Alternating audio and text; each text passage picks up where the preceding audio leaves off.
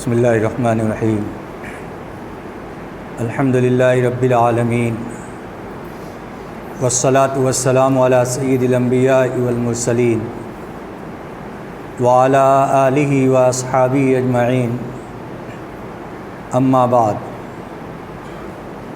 فقد قال اللہ تبارک و تعالی فی القرآن المجید اعوذ باللہ من الشیطان الرجیم بسم اللہ الرحمن الرحیم انا انزلناه فی لیلۃ القدر وما ادراک ما لیلۃ القدر لیلۃ القدر خیر من الف شہر تنزل الملائکۃ والروح فیہا باذن ربہم من کل امر سلام ہی حتی مطلع الفجر صدق اللہ العلی العظیم۔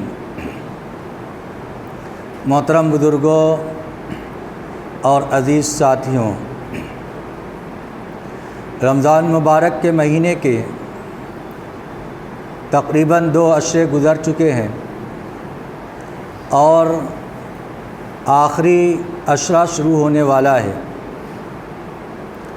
آخری عشرہ جس نام کے ساتھ حدیث پاک کے اندر متصف کیا گیا ہے وہ ہے عتق من النار، یعنی جہنم سے آزادی کا عشرہ۔ اللہ رب العزت اس عشرے کے اندر عام طور سے گنہگار لوگوں کو جہنم سے آزاد فرماتے ہیں، اس وجہ سے اس عشرہ کا نام عتق من النار یعنی جہنم سے آزادی کا عشرہ کہا گیا۔ رمضان مبارک کے ایام جتنے تیزی سے گزر رہے ہیں اور اب جتنے ایام باقی ہیں وہ ایام اللہ رب العزت کے نزدیک انتہائی قیمتی اور انتہائی بابرکت ہیں۔ اس کی قیمت کا اندازہ اس بات سے لگایا جا سکتا ہے کہ آخری عشرے کے اندر اللہ کے نبی صلی اللہ علیہ وسلم کی جانب سے ایک ایسا عمل کیا گیا جو آپ کی پوری زندگی معمول بہا رہا، یعنی آخری عشرہ کے اندر اللہ کے نبی صلی اللہ علیہ وسلم مسجد کے اندر اعتکاف فرمایا کرتے تھے۔ یہ آخری عشرے کا اعتکاف ہوتا تھا۔ اس سے معلوم ہوتا ہے کہ اگر آدمی 2 عشرہ کسی وجہ سے گزر گیا تو آخری عشرے کے اندر ہر ایک کی یہ کوشش ہونی چاہیے کہ اس کا کوئی لمحہ اور اس کی کوئی ساعت، اس کی کوئی گھڑی غفلت کے اندر نہ گزرے، بلکہ اللہ کی یاد کے اندر، اللہ کے ذکر کے اندر، اللہ کی تسبیح کے اندر وہ اوقات گزرنے چاہیے۔ اعتکاف اللہ کے نبی صلی اللہ علیہ وسلم کی سنت ہے۔ اعتکاف 3 طرح کا ہوتا ہے۔ ایک وہ اعتکاف جو آدمی کے اوپر واجب ہوتا ہے، یعنی جس کا کرنا اس کے ذمہ ضروری ہوتا ہے۔ مثلا کسی شخص نے یہ کہا کہ اگر میرا فلاں کام ہو گیا تو میں 1 دن کا اعتکاف کروں گا، تو یہ اعتکاف اس کے ذمہ واجب ہو جاتا ہے۔ وہ کام ہو جائے تو اس کے ذمہ اس دن کا اعتکاف کرنا ضروری ہے۔ اگر وہ اعتکاف نہیں کرتا ہے تو وہ گنہگار ہوگا۔ اس کو نظر اور منت کا اعتکاف کہتے ہیں کہ کسی کام کے اوپر اعتکاف کو موقوف کر دیا، یا یوں ہی یہ کہہ دیا کہ میں نے اپنے اوپر فلاں دن کا اعتکاف لازم کر لیا، تب اس کے اوپر اس دن کا اعتکاف کرنا ضروری ہو جاتا ہے۔ اس اعتکاف کو واجب کہتے ہیں۔ دوسرا اعتکاف سنت ہے۔ اللہ کے نبی صلی اللہ علیہ وسلم کی سنت اور آپ کا طریقہ یہ رہا ہے کہ رمضان مبارک کے اندر آپ ہمیشہ آخری عشرے کا اعتکاف فرمایا کرتے تھے۔ آخری عشرے کا اعتکاف اللہ کے نبی صلی اللہ علیہ وسلم نے فرمایا ہے اور پوری زندگی اس کا اہتمام فرمایا ہے۔ اس وجہ سے یہ اعتکاف مسنون ہے، سنت ہے، اور اس کا وقت شروع ہوتا ہے آخری عشرے کے غروب سے لے کر چاند کے نظر آنے تک۔ یعنی اگر کوئی شخص یہ اس اعتکاف کے اندر بیٹھنا چاہے یا اعتکاف کرنا چاہے تو غروب سے پہلے اس جگہ پہنچنا پڑے گا جہاں پر وہ اعتکاف کرنا چاہتا ہے، اور اس کو اس کی نیت کرنی پڑے گی۔ اس اعتکاف کے لیے چند شرائط ہوتے ہیں۔ بہت جو اس کے لیے معتکفین کے لیے ضروری ہوتی ہے۔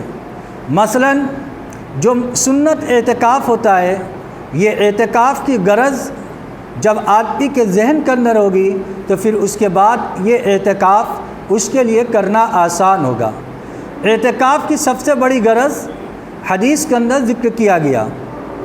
اللہ کے نبی صلی اللہ علیہ وسلم نے ایک مرتبہ اعتکاف فرمایا، ایک عرصہ گزر گیا تو آپ نے لوگوں کو خطاب فرمایا کہ اے لوگوں، میں نے یہ اعتکاف شب قدر کی تلاش کے اندر کیا تھا، لہذا جن لوگوں نے پہلے عرصے کا اعتکاف کیا ہے وہ دوسرے عرصے کا بھی اعتکاف کرے۔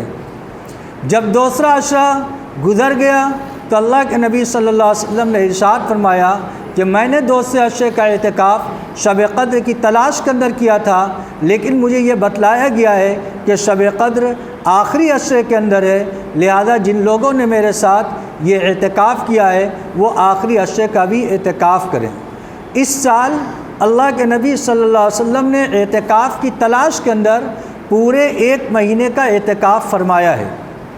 اسی وجہ سے بعض علماء کے نزدیک معمول بہا پورے رمضان کا اعتکاف ہے کہ وہ پورے رمضان کے اندر اعتکاف فرماتے ہیں، لیکن مسنون اعتکاف وہ آخری عرصے کا ہے اور اس کی سب سے بڑی غرض شب قدر کی تلاش ہے۔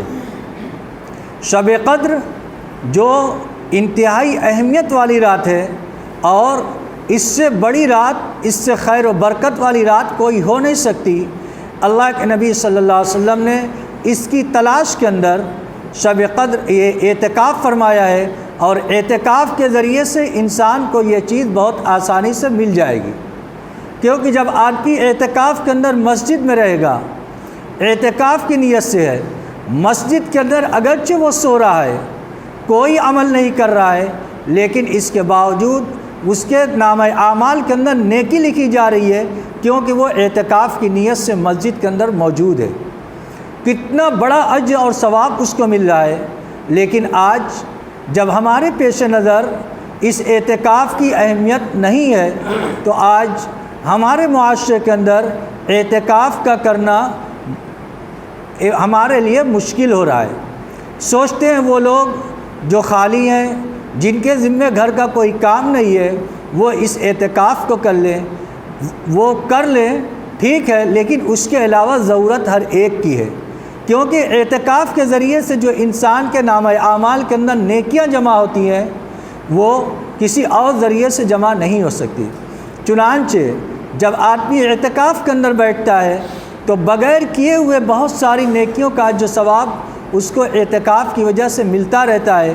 مریض کی عیادت کا ثواب، جنازے کے اندر شرکت کا ثواب، اسی طریقے سے رشتہ داروں کی زیارت کا ثواب، بہت ساری ایسی چیزیں جو معتکف اعتکاف کی حالت کے اندر نہیں کر سکتا، اس کو بغیر کیے ہوئے ان چیزوں کا اجر اور ثواب ملتا رہتا ہے۔ اس اعتکاف کے اندر اس کے اوپر معتکف کے اوپر چند پابندیاں ہوتی ہیں، جس پابندی کا اہتمام اس کے لیے ضروری ہوتا ہے۔ مثلا جس مسجد کے اندر وہ اعتکاف کر رہا ہو وہ شرعی مسجد ہو، یعنی اس کے اندر 5 وقت کی نماز ہوتی ہو۔ اگر 5 وقت کی نماز ہو رہی ہے تو آدمی اس مسجد کے اندر اعتکاف کر سکتا ہے، اگرچہ جمعہ کی نماز نہ ہوتی ہو۔ اگر جمعہ کی نماز نہیں ہوتی تو وہ جمعہ کی نماز پڑھنے کے لیے دوسری مسجد کے اندر جائے گا اور فوراً واپس آئے گا، رکے گا نہیں۔ لیکن شرعی مسجد ہونا کافی ہے کہ اگر مسجد ایسی ہے جس میں 5 وقت کی نماز ہوتی ہے تو اس جگہ پر اعتکاف اس مسجد کے اندر آدمی کر سکتا ہے اور اعتکاف اس کو کرنا چاہیے۔ اسی طریقے سے اعتکاف کی حالت کے اندر آدمی حدود مسجد کے اندر ہی رہتا ہے۔ مسجد کی حد سے باہر جانا اعتکاف والوں کے لیے درست نہیں ہے، اس کی وجہ سے آدمی کا اعتکاف ٹوٹ جاتا ہے۔ ایک ہوتا ہے حد مسجد اور ایک ہوتا ہے احاطہ مسجد۔ مسجد کی حد وہ ہوتی ہے جو بانیان متولیان نے وقف کی ہے، جتنی جگہ مسجد کے لیے وہ مسجد کی حد کہلاتی ہے، اس کو حدود مسجد کہتے ہیں۔ کوئی ضروری نہیں کہ جتنی جگہ مسجد کے حد کے احاطے کے اندر موجود ہے ساری کی ساری جگہ مسجد کی حد ہو، ایسا ضروری نہیں ہے، بلکہ جہاں تک وقف کی گئی ہے، جہاں تک بنانے والوں نے مسجد کو بنایا ہے وہ مسجد کی حد شمار کی جائے گی، اور مسجد کی حد کے اندر معتکف کے لیے رہنا ضروری ہے۔ اگر بلا ضرورت مسجد کی حد سے باہر چلا جائے گا تو اس کا اعتکاف ختم ہو جائے گا، اور اس کا اعتکاف سنت ختم ہو جائے گا۔ کیوں؟ اس لیے کہ مسجد کی حد کے اندر رہنا اس کے لیے ضروری ہے۔ جیسے وضو خانہ یہ مسجد کی حد سے باہر ہوتا ہے، استنجا خانہ یہ مسجد کی حد سے باہر ہوتا ہے، لہذا اس جگہ اگر آدمی جائے گا تو صرف ضرورت کے لیے جائے گا، بلا ضرورت مسجد کی حد سے باہر نہیں جا سکتا۔ مثلا کسی شخص نے افطار کیا، کھایا پیا، اس کو ہاتھ دھلنا ہے، تو یہ ہاتھ دھلنا کوئی ایسی ضرورت نہیں ہے جس کی بنیاد پر وہ مسجد کی حد سے باہر جائے گا۔ ایسا ہو سکتا ہے کہ کسی ڈبے وغیرہ کے اندر ہاتھ دھل لے اور کوئی اس پانی کو پھینک دے۔ ایسا ہو سکتا ہے کہ مسجد کی حد سے متصل کوئی بیسن یا کوئی ڈوٹی ہو، اس کا پیر مسجد کے اندر ہو لیکن وہ جھک کر اپنے ہاتھ کو دھل لے، یہ ہو سکتا ہے۔ معتکف حالت اعتکاف کے اندر ہے، وہ اس کا وضو ہے، تو وضو کی حالت کے اندر اب وہ مسجد سے باہر دوبارہ وضو کرنے کے لیے صرف چونکہ فرض نماز کے لیے وضو کرنا ہے اور اس کا وضو پہلے سے موجود ہے، تو اب اس کے لیے دوبارہ وضو کرنا ضروری نہیں ہے، لہذا اب اس حالت کے اندر وہ صرف وضو کرنے کے لیے مسجد سے باہر نہیں جا سکتا۔ حالت اعتکاف کے اندر اگر غسل ضروری ہو جائے تب تو آدمی غسل کے لیے جا سکتا ہے، ورنہ ان ایام کے اندر غسل کرنے کی بھی اجازت نہیں ہے۔ ہاں علماء کرام نے اتنی اجازت دی ہے کہ اگر موسم بہت سخت ہے، گرمی کا موسم ہے، مسجد کے اندر اس کو گرمی برداشت کرنا مشکل ہو رہا ہے، تو اس کی تو اجازت ہے کہ اگر کوئی شخص طبعی ضرورت کے لیے گیا ہے، مثلا پیشاب پائخانہ کے لیے گیا ہے، تو فوراً ایسی تیاری کے ساتھ جائے کہ غسل خانے کے اندر اپنے جسم کے اوپر جلدی سے جلدی پانی بہا لے، غسل کر کے اور فوراً مسجد کے اندر داخل ہو جائے، ورنہ اس کے لیے صرف غسل کرنے کے لیے مسجد سے باہر جانے کی اس کے لیے اجازت نہیں ہے۔ یہ ساری پابندی معتکفین کے اوپر ہوتی ہے، جس کی جو مسنون اعتکاف کرتے ہیں، آخری عشرے کا اعتکاف کرتے ہیں، ان کے لیے یہ ساری پابندی ہوتی ہے۔ اس لیے مسجد کی حد سے باہر جانا آدمی کے اعتکاف کو توڑ دیتا ہے۔ جو لوگ بھی حالت اعتکاف کے اندر مسجد کے اندر رہیں، وہ مسجد کے ذمہ داران سے پوچھ لے کہ مسجد کی حد کہاں سے کہاں تک ہے، تاکہ حالت اعتکاف میں مسجد کی حد سے باہر جانا لازم نہ آئے۔ اس لیے یہ اعتکاف جو اللہ کے نبی صلی اللہ علیہ وسلم کی سنت ہے، اگر آدمی اس اعتکاف والے عمل کو کرتا ہے تو کتنے سارے اجر و ثواب اس کو حاصل ہوتا ہے۔ اور اس کے علاوہ علماء کرام نے کتابوں کے اندر لکھا ہے کہ اگر کوئی شخص کسی کے در کے اوپر جا کر پڑ جاتا ہے تو وہ آدمی چاہے جتنا ہی سخت دل ہو، وہ اس کی فریاد کو ضرور پوری کرتا ہے، کچھ نہ کچھ دے کر اس کو رخصت کر دیتا ہے کہ یہ شخص اب ہمارے یہاں سے جائے، اور اس کو کچھ نہ کچھ وہ شخص دے دیتا ہے۔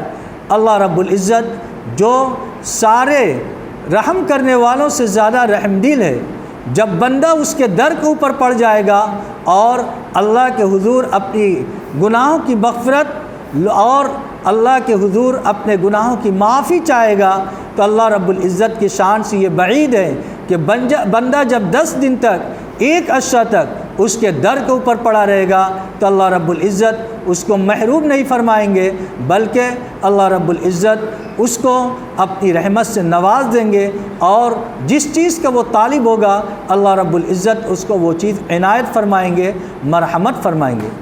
اس لیے اب جو ایام بچے ہیں وہ انتہائی قیمتی ایام ہیں، ان کی قدر کرنا یہ ہم سب کی ذمہ داری ہے۔ ان میں سے سب سے اہم عمل اعتکاف کا ہے۔ اگر اللہ رب العزت توفیق دے اور آدمی کو ہمت دے تو اپنی زندگی کے اندر اعتکاف کا عمل کر لینا چاہیے، ورنہ زندگی کا آدمی کا کوئی بھروسہ نہیں۔ اگلے سال وہ اس دنیا کے اندر رہے یا نہ رہے، اس لیے آدمی اعتکاف والے عمل کو اپنی ضرورت سمجھ کر اپنے نامہ اعمال کے اندر آخرت کا ذخیرہ جمع کرنے کے لیے اس اعتکاف کے عمل کو کرنا چاہیے۔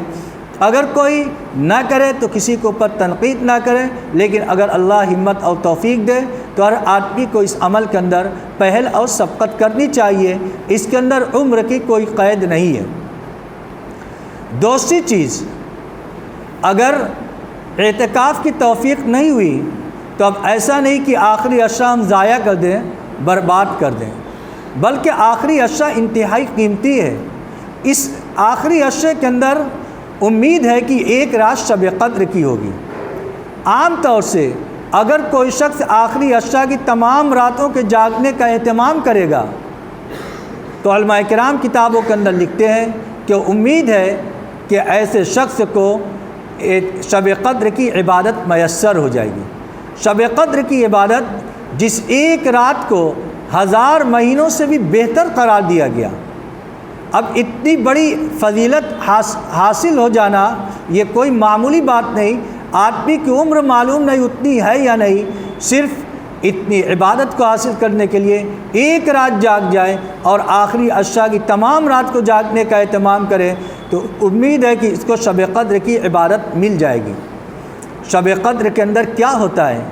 اللہ رب العزت کی رحمت بندوں کی جانب متوجہ ہوتی ہے۔ غروب آفتاب سے لے کر طلوع صبح صادق تک فرشتے متوجہ ہوتے ہیں اور اللہ رب العزت فرشتوں کو حکم فرماتے ہیں، جاؤ آج جو شخص بھی عبادت کے اندر مشغول ہے اور دعاؤں کا اہتمام کر رہا ہے، جاؤ ان کی دعاؤں کے اوپر آمین کہو۔